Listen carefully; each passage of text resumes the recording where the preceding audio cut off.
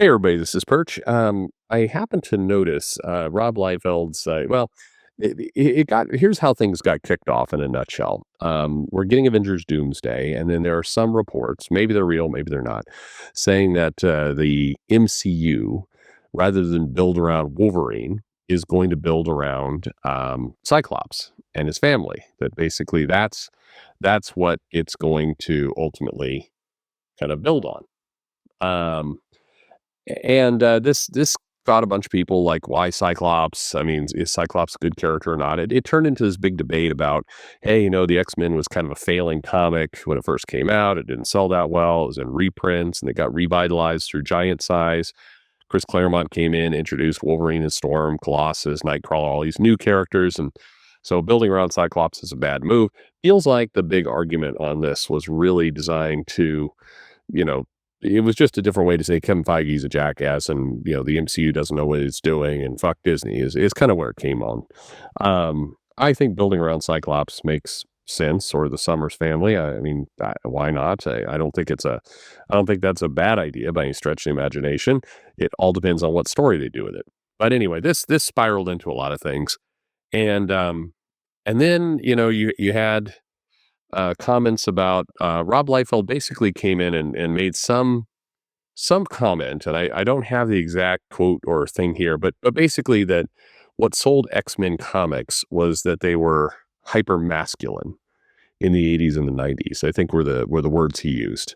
And it was like, and now X-Men comics are not that. And then that generated a whole bunch of Rob Liefeld's homophobic. And then there was somebody brought up the fact that Peter David made Shatterstar gay in X Factor, and Shatterstar was one of Rob Liefeld's creations, and Rob Liefeld hates it, except maybe he doesn't because he's kind of promoted or said he likes the status quo of Shatterstar plenty in recent events. Look, I mean, put all that aside for a second. So anyway, so ultimately, this whole conversation around why doesn't the X-Men sell well today, and a lot of different theories on that, and a lot of different opinions on what the 80s and the 90s were about and everything else. And lots of people retweet, I think some pretty big names started retweeting or commenting on the idea of Rob Liefeld says the X-Men are not masculine enough, basically. And, therefore they need to be more kind of manly men comics. Anyway, this whole conversation went on. So I'll weigh in on it. So what is the problem with the X-Men comics today? And if I'm thinking about, was it true that the X-Men comics in the 80s and the 90s had more kind of male-centered stories or more masculine stories, whatever exactly that means? Um, I have all those comics. I collect all those comics. I do love the X-Men. And as I've said many, many times on this channel before, to me, the X-Men run, when it was kind of right around Uncanny X-Men 201, the battle between Storm and Cyclops for control of the X-Men. I mean, even dating a little bit further back there, through kind of ultimately the Mutant Massacre, Fall of the Mutants, Inferno, all the way up until the big relaunch and everything, the Australian Outback saga, all that kind of stuff. To me, that's peak X-Men. And if you read those comics, um, I wouldn't, I would never categorize what was going on in those comics as, heavy masculine comics. I think that's just a weird way to describe what was going on then. I mean, you put those comics in front of me, say, are these masculine comics? I don't, what is this? What does this even mean? They're good comics, but if you ask me, like, pick 10 words to describe that era, masculine wouldn't be it. I wouldn't say queer coded or gay or straight or any of that stuff. Those aren't really words or thoughts that came into my head during the reading of those comics. What I would describe in it is very, very heavy action, heavy story based. A lot of stuff went on in those comics. You had the X-Men, you had them introducing places like Genosha over a 4-issue series, and they are just world building the shit out of this thing and still finding time for subplots involving Mr. Sinister. Something's going on with Madeline down in the basement of the Australian headquarters there. She's getting corrupted by a demon. You had just buckets of plot going on. And if you think about, what's the problem with the X-Men today, when you pick up those comics, the problem is almost nothing happens in them. That's the problem. Now, granted, I'll just take the most recent issue, and it's a little unfair because we're in this age of revelation here. So Cyclops has been kind of time sent into the future. His current body is inhabited by the future Cyclops, and future Cyclops is inhabited by the mind of the old Cyclops, and they're kind of running around. But there is an issue where he runs into Magic, and Magic has died, and the kind of demon child has possessed her form. And Cyclops is trying to get, Magic's help to go on this mission to stop Revelation. And so it's a whole comic. And the majority of the comic is the two characters having an argument. Cyclops in his future body and Magic, who is not Liana anymore, but is actually the demon child.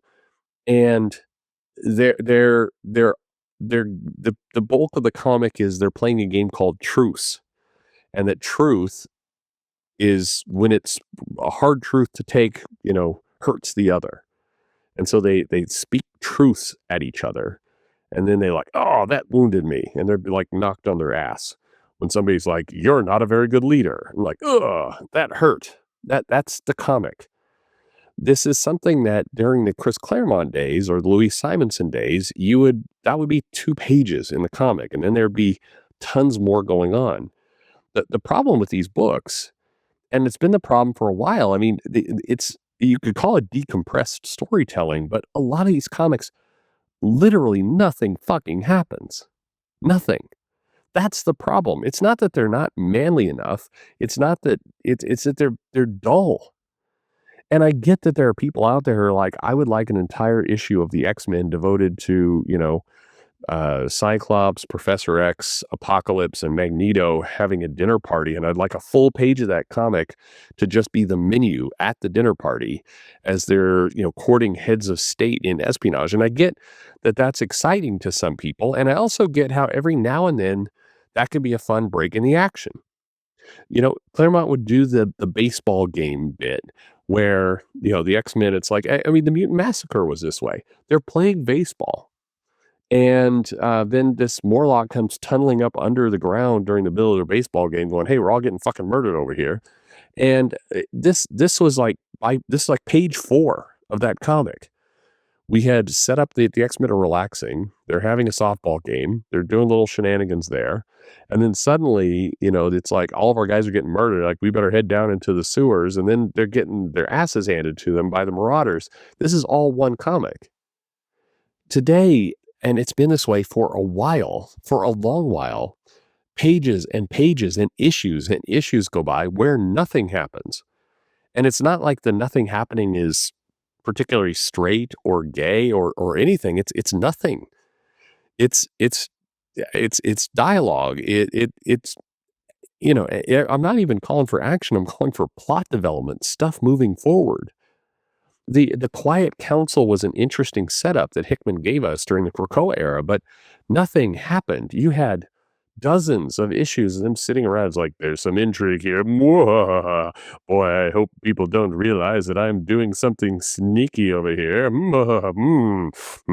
wonder what's going to happen next. And it's like, that went on for a dozen issues. The Dark Phoenix saga was resolved faster than that. Like, this is the problem with X-Men comics. It's, all due respect to everybody, including, I guess, Rob Liefeld, who once upon a time did create some comic books that I sold a ton of in my store. So no disrespect for a guy who knows how to sell some stuff, but this isn't a woke, political, right-leaning, left-leaning issue. It's nothing is fucking happening in these comics. It's not a political problem. It's a nothing is happening problem. That's the issue with the comics today. It's the issue with with a lot of what Marvel's making. But if you look at the X-Men lineup and you look at the history of when the X-Men was very successful, you look at the hundreds of issues that actually sold at the top of their game, lots of stuff was going on in those comics. Like, things happened. And now, I've done the videos of comics need to matter. I guess this is a better way to say it. Something needs to happen in those comics. If you've got comic after comic where the characters are just kind of moving the pieces around on the board and nothing's really going on, I mean, eh, what do you do? I mean, it's not like Chris Claremont had a different set of rules. He wasn't able to just randomly kill off the characters. I hear people say, well, the companies won't let us murder the characters, so how are we ever supposed to move forward? I don't know. He managed to figure it out for 200 issues. He did kill some people. He brought them back to life. He killed them again. I mean, all kinds of shit was going on. The secret of the X-Men comics in the 80s and the 90s and a lot of comics were stuff happened. That's it. I mean, I love Hickman as a writer. I love you as an artist who was on some of those issues. But I mean, seriously, you had a comic where the comic was devoted to Krakoa finding its soulmate island and fucking it. That was the comic. That was what, X-Men #2 in the Krakoa relaunch? Like, I'm exaggerating a little bit, but not much. You have page after page after page after page of really very little going on. And after a while, that stuff doesn't sell, and that's the problem. That is the core problem with the lineup right now. Nothing is happening. Again, some people may enjoy that. Some people like the long narrative, the taking its time. I mean, and more power to you if you do. But that in and of itself, that is the core problem with the comics today. Nothing going on. To me, I think there's a lot of different theories out there. The simplest answer is the correct one. Stuff needs to happen. Thanks for listening.